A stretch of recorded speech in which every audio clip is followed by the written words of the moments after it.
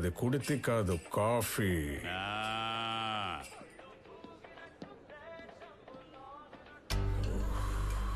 ఏంటి సార్ ఏదో టెన్షన్లో ఉన్నట్టున్నారు?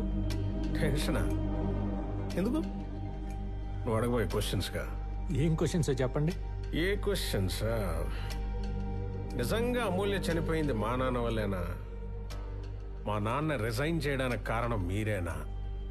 ఆయనకి మీ మీద ఉన్న కోపం కరెక్టేనా అనే కదా. మీకు అన్నీ తెలుసు సార్, మనసు చదివేసే మహాముదురులు. బయటికి ఎలా కనబడతాను కానీ నిజానికి ముదురు మీ నాన్నయ్యా. మా నాన్న? యా. ఆ రోజు కోర్ట్ అవర్స్ అయిపోయాక అసలు అమూల్య నా మీద కక్ష కట్ట కేసిందా అని కనుక్కోవడానికి తన ఇంటికి వెళితే అక్కడ మీ నాన్న కనిపించాడు. షాక్ అయిపోయా. ఒక ముద్ద ఇంటి దగ్గర జడ్జికి ఏం పనా అని వెళ్ళి చూసేసరికి అసలు నిజం బయటపడింది. మీరిచ్చిన డబ్బు కాసుపడి దేవుళ్ళ లాంటి వివేక్ గారి మీద తప్పుడు కేసేశాను. ఇప్పుడు మళ్ళీ ఆయన మీద ఇంకో కేసు అంటే నా వల్ల కాదు సార్. ఇదిగో మీరిచ్చిన డబ్బు, ఇవి తీసుకొని మమ్మల్ని వదిలేయండి సార్ ప్లీజ్.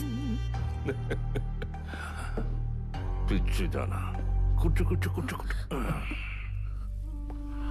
ఈసారి కొట్టేసే కేసులో కాదే, కొట్టని కేసులో ఇరికించాలాన్ని. అమ్మడియమ్మా, నువ్వేం చేస్తావో నాకు తెలీదు. ఇప్పుడు వాడొచ్చి నిన్ను రేప్ చేయడానికి ట్రై చేశాడని స్ట్రాంగ్ గా కేసు పెట్టాలి. లేకపోతే నీ చున్నీనే నీ మెడకేసి ఇలా చంపేస్తా. అర్థమైందా?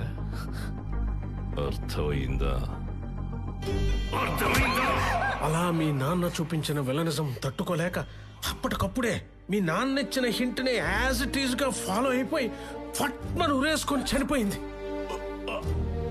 ఎలా? ఆ ఒక్క మాటతో లేచి 2 జేబుల్లో చేతులు పెట్టుకుని నడుచుకుంటూ వెళ్ళిపోతున్నాను. నేను ఎక్కడికి వెళ్తాను కూడా నాకు తెలియదు.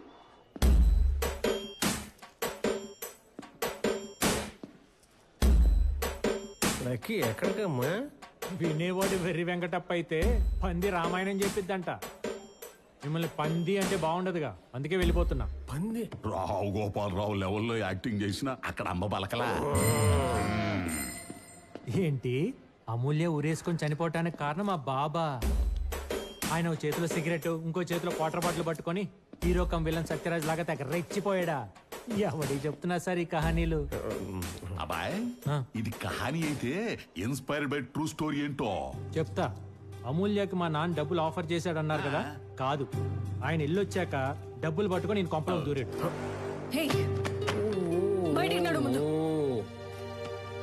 ప్రశాంతంగా పైసలు లెక్కెట్టుకొని పంచాయతీ తెంచేసుకోకుండా ఏంటి టెంపరు? ఇలా అరిచి ఏం సాధించావు కోర్టులో?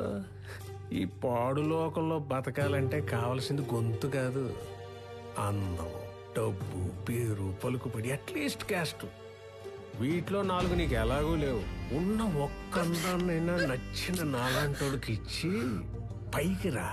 కాదు చావనైనా చస్తా గాని ఆ నైవేద్యం నాకు పెట్టకుండా నా కళ్ళ ముందే తిరుగుతుంటే బతకనవనే నిన్ను.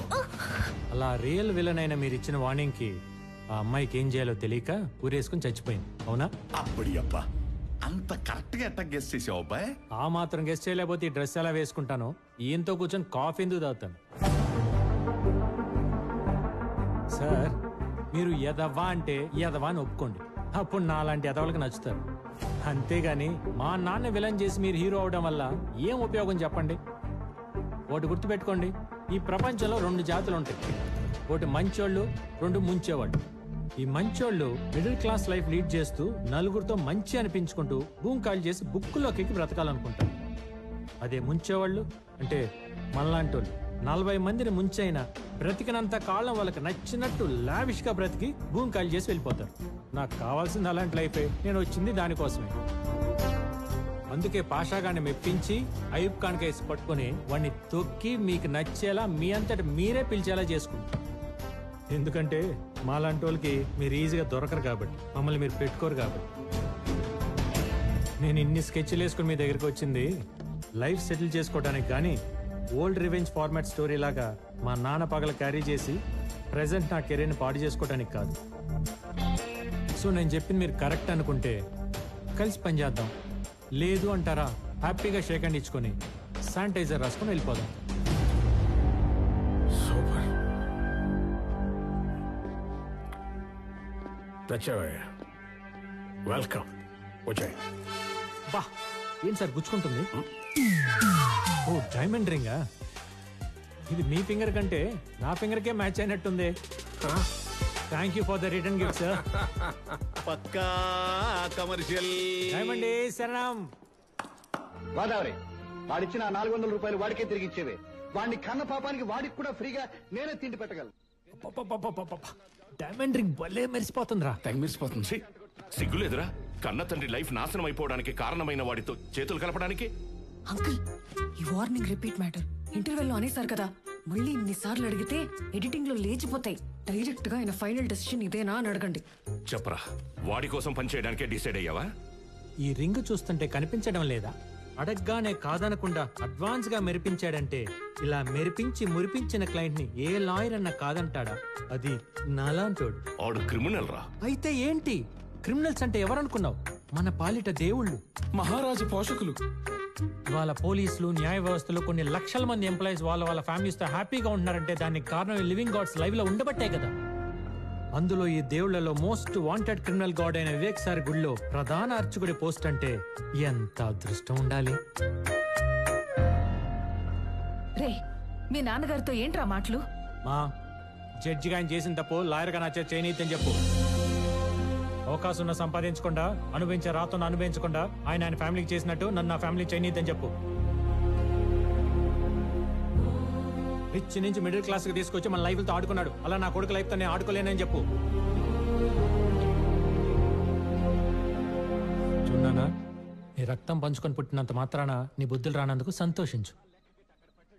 రా, వెళ్ళి పొలస తిందాం. ఒక చీటింగ్ కేసులు దొంగ పంపించిన కమర్షియల్ కర్రీ టేస్ట్ అదిరిపోయిందంట. గోదావరి, ఇంటికి మధ్యగా ఒక గీత గీవే. గీత కోసం వాళ్ళ నాడు లక్ష్మణుడు గీసిన గీత కన్నా శక్తివంతమైన గీత కావాలది.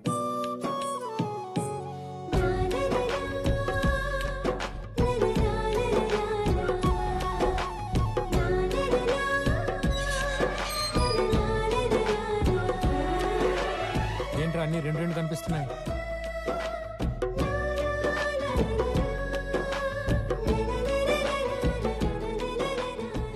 సినిమాలు సాంగ్లు ఆర్ఆర్లే అనుకున్నా, సీన్లు కూడా వాడేస్తున్నారా? ఏయ్ మిస్టర్, కమర్షియల్ నాన్ కమర్షియల్ సినిమాలు ఒకే కాంప్లెక్స్ లో ఆడినంత మాత్రాన నువ్వు చెప్పమ్మా. అన్న దీన్నే ప్రాంప్టింగ్ అంటారన్నా. ఇప్పుడు ఆర్టిస్టులు పేజీలు డైలాగులు గుర్తు చెప్పాలంటే కష్టం. అసిస్టెంట్ డైరెక్టర్ ప్రాంప్టింగ్ ఎత్తుంటే వీళ్ళు ఎత్తుకుంటారు అనమాట.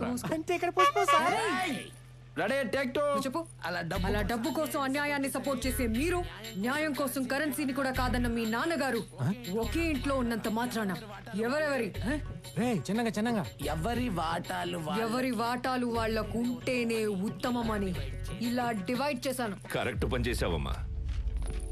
వీడితో కలిసి ఎలా బతకాలని ఆలోచిస్తున్నాను రాత్రి నుండి. ఇద్దరి మధ్య గీత గీసి బాగా దూరం పెట్టావు.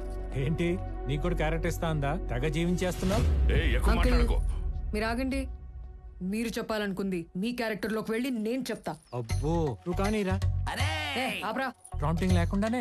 అబ్బో, నాకు ఈ రోజు నుండి కొడుకు లేకపోయినా కోడలొచ్చింది. అది నువ్వు వేసే ఎత్తుగడల్ని చిత్తు చేసి నిన్ను ఆ వివేగాన్ని తొక్కి నన్ను గెలిపించబోతోంది. నా కోడలు కాని కోడలు. అలా కోడలు అని పర్సలు నొక్కి చెప్తే ఈ కొడుకు పెళ్ళాం ఫీలింగ్ వచ్చేసి ముద్దుల వర్షం కురిపించాలని మూతి తహతహలాడిపోతుంది. తహతహలాడుతున్న నీ మూతిని కరప్టెడ్ మనీ ముట్టుకున్న చేతుల్ని ఆపడానికి ఈ fire brand Jhansi fire line ఇది. పొర్రపాటున గీత దాటాలనుకుంటే సీజీలో మంటలే కాలిపోతావు. అందరు ఓవర్ యాక్టింగ్ చూడలేక చచ్చిపోతున్నా. పదండి. నువ్వు ఆ కాలు ఇటువైపు పెట్టావంటే నేను చచ్చినంత ఒట్టే. ఇక్కడ ఈ ఎక్స్ప్రెషన్ పెట్టకూడదు, ఇలా పెట్టాలి. అప్పుడే మనకి సెపరేట్ క్లోజ్ పడి చార్జ్ చేస్తారు. ఇది కూడా తెలియదు, పెద్ద లాయర్ అంట.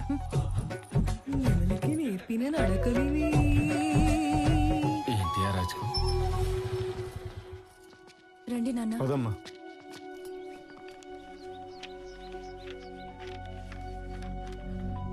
లక్ష్మి, సైన్ చేయి. మీ ఆయన అంజిని వాళ్ళు ఎక్కడ దాచినా బయటికి తీసుకొస్తా. మిస్సింగ్ కేసు ఫైల్ చేసి పోలీసులను అలర్ట్ చేస్తా. ఏరా ప్రవీణ్, సీనియర్. ఏరియాని బట్టి చూస్తే ఎస్ఐ సింహాచలం కదా డీల్ చేసేది. ఎవరు ఆ మైసూర్ బజ్జీలు క్యాండిడేటా? ఇంకెందుకు లేటు, ప్లేట్ కొట్టు తిందాం. Morning bajji bro. ఏంటి చాలా రోజులు గుర్తొచ్చాం? ఒక మిస్సింగ్ కేసు డీల్ చేసి పెట్టాలి. వెతికి పట్టుకోవాలా? అబ్బే, వెతికినట్టు నటించి ఎంక్వైరీ అని చెప్పి తిప్పి తిప్పి తిప్పి చివరికి ఒక పనికిమాలిన రీజన్ చెప్పి తరిమేయాలి. డ్యూటీ చేయమంటే కష్టపడాలి కానీ డ్యూటీ చేసినట్టు నటించమంటే జీవించేస్తా. ఒకవేళ నువ్వు చెప్పే రీజన్ కాదు గేదని కోర్టుకి ఫైట్ చేస్తే? కోర్టులు ఫైట్లు మనకు కొత్త బ్రో. ఎక్కువ మాట్లాడితే మిస్సింగ్ కేసు పెట్టిన వాళ్ళ మీద మర్డర్ కేసు పెట్టి, కనపడకుండా పోయిన నీళ్ళే చంపేశారని రివర్స్ లో కేసు పెట్టి లోపలేస్తా. అబ్బా, ప్రపంచం అంతా ఎదలతో నిండిపోయిందని నిన్ను చూస్తేనే అర్థమైపోతుంది. నీ దగ్గర కంప్లైంట్ రాగానే ఫోన్ కొట్టు, క్యాష్ పంపిస్తా. అంకుల్ మీరేం వరి అవ్వకండి. ఇలాంటి కమర్షియల్ లాయర్లు పోలీసులు ఉంటారనే మనకి రాజ్యాంగం కల్పించిన హక్కు. Habeas corpus petition under 226, 227. అబ్బా, ఒక వ్యక్తి కనిపించకుండా పోతే ఆ వ్యక్తిని ఇన్ని డేస్ లోపు వెతికి మరీ పట్టుకొని కోర్టులో సబ్మిట్ చేయమని పోలీసులకి ఆర్డర్ పాస్ చేస్తుంది court. Episode number 368, 400 million views in YouTube. ఒక ఎపిసోడ్ మొత్తం ఈ పాయింట్ మీద రన్ చేశాను. సూపర్ అమ్మా. ఇలాంటి వాళ్ళ పిచ్చేసాల కట్టవ్వాలంటే అలా వెళ్తేనే బెటర్. కరెక్ట్ టైంలో పర్ఫెక్ట్ సజెషన్ ఇచ్చాం. ఇప్పుడే కోట్ వేసుకుని వస్తా. కోర్టులో తేలుద్దాం వీళ్ళ సంగతి. అంకుల్ ఏంటమ్మా? 25 తర్వాత బ్లాక్ కోట్ వేస్తున్నారంటే ఎంత ఎలివేషన్ ఉండాలి, ఎన్ని కట్ షాట్లు పడాలి. ఆడియన్స్ కి తెర మీద చూసి గూస్ బంప్స్ వచ్చి నాట్యం ఆడాలి వెంట్రుకలో. రే బాలరాజు, అర్థమైపోయింది. KGF 1, 2, 3 కాదు, డైరెక్ట్ అన్ని చేద్దాం. జడ్జి గారికి లిప్స్టిక్ లేసి లోడెడ్ మేకప్ తో కెమెరా ముందుకు తీసుకెళ్తే అమ్మమ్మమ్మ, మన వల్ల కాదు. డ్రీమ్ సాంగ్ వేసుకోండి కావాలంటే మీరే. నువ్వు ఎట్టంటే అట్టే పెద్ద రండిరా చూసుకుందాం డ్రీమ్ లో.